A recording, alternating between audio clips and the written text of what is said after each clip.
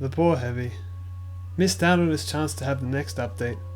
And he lost to the Pyro, who will be getting their third update, while the Heavy has only had one so far. Well, cheer up, Heavy. You will get yours soon enough. But until then, let's reflect back on the glory days. Let's go back to August 19th, 2008.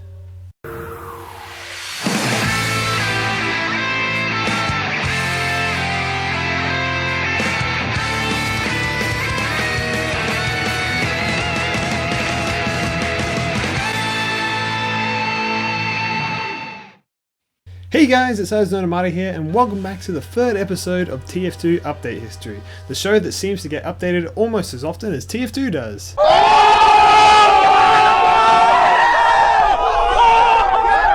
Speaking of not getting updates, today we are talking about the Heavy, who, as we all know, tragically lost against the all-powerful glory and might of the Pyro. But oh my friends, it wasn't always like this. As in 2008, the Heavy received what many consider to be his best update, and where he also received one of the best items in the whole game. Now, of course, I'm getting ahead of myself once again. We're going to take things slowly this time, day by day in fact, as this was the first ever update to properly introduce my favourite kind of update, a daily update. Now, hot diggity damn folks, you have not experienced hype before until you experience a classic TF2 daily update. Bring your mind back in time with me when TF2 was still throwing surprise after surprise at you, and you had no idea what was coming next. All you knew was the Heavy was going to get his very own set of unique items. But what could they be? Well, now imagine one day they just hit you with this. Boom! CP Steel. Oh, that's it? Psych! Nope, this is just day one, motherfucker. Tomorrow, we're gonna announce another new thing. And the day after that, another one. Another one. I can't give it proper justice, but I remember coming home from school each day of the week, excited to see what new thing they announced and how it was all leading up to the update's eventual release at the end of the week.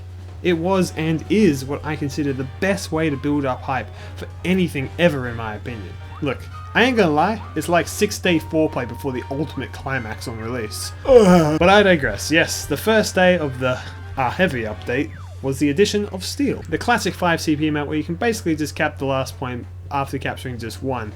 Yeah, it's pretty sick.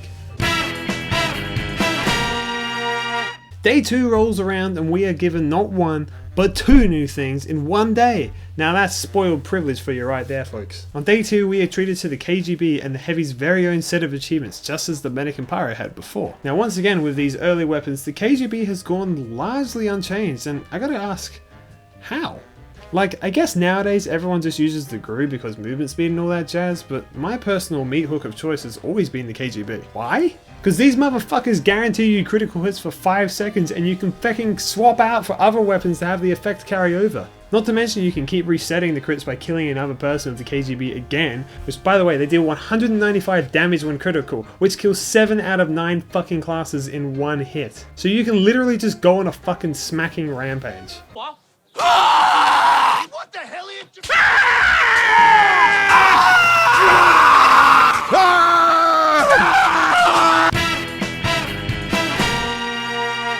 Now, day 3, and you're probably thinking, what could they possibly add on day 3 to outdo what we've already seen?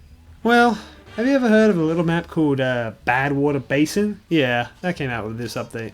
You know, just one of the best maps in the entire fucking game that like 80% of people still play to this day. I seriously love this though. This is all they announced on day 3 because they knew, I tell ya. They knew. All they had to say was Badwater Basin, and that's it. Mic drop.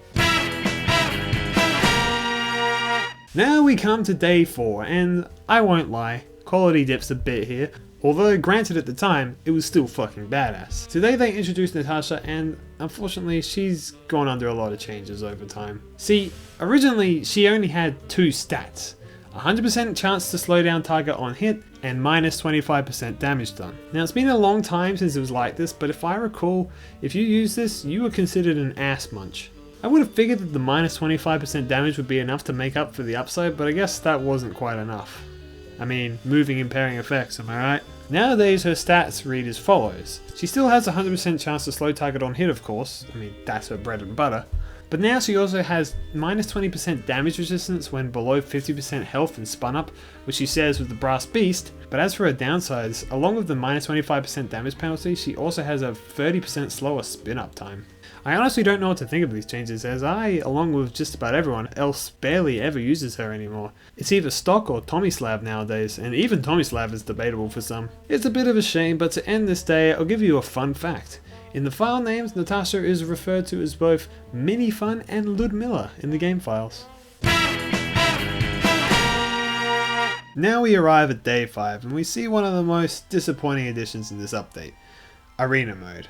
Now, not to say Arena Mode isn't fun or well put together, in fact, back in the day I remember spending countless hours messing around in Arena Mode, trying to find different hiding and flanking spots to increase my odds of survival, but that's just it, back in the day. Now, perhaps it's just my aversion to the mode itself, or that I'm never on at the same time as the others who play it, but the mode seems all but abandoned nowadays. Quite sad, as there is a fair few sweet maps that they made for it. Hell, there was even one added recently in the Invasion update, which I unfortunately wasn't a part of. Maybe there's still a secret underground community that plays it all the time, but I don't know. For me, Arena Mode had its time in the sun and eventually became abandoned like many other game modes to follow. It's day 6, and we are nearing the end of our journey. The update is only a day away, and we still have one last thing to be revealed to us. The Heavy's last item for this update, and a new meet the video for the most helpful and best character in this game.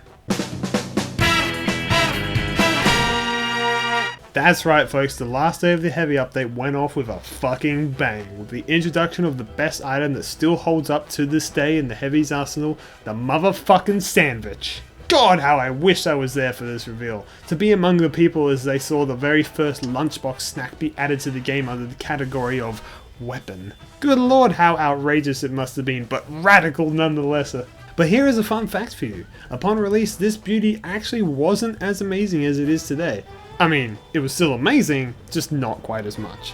When it first came out, the Sandvich didn't heal all your health, but rather just 120, and additionally you couldn't even share it with your chums. Sad, I know, but as we all know, it got better and better. In fact, it was so good at one point that they actually fucked up and had to take it down a peg. When they first introduced the throwing mechanic, you could actually pick it up and heal yourself without having to go through the whole animation for it, which of course is what everyone did.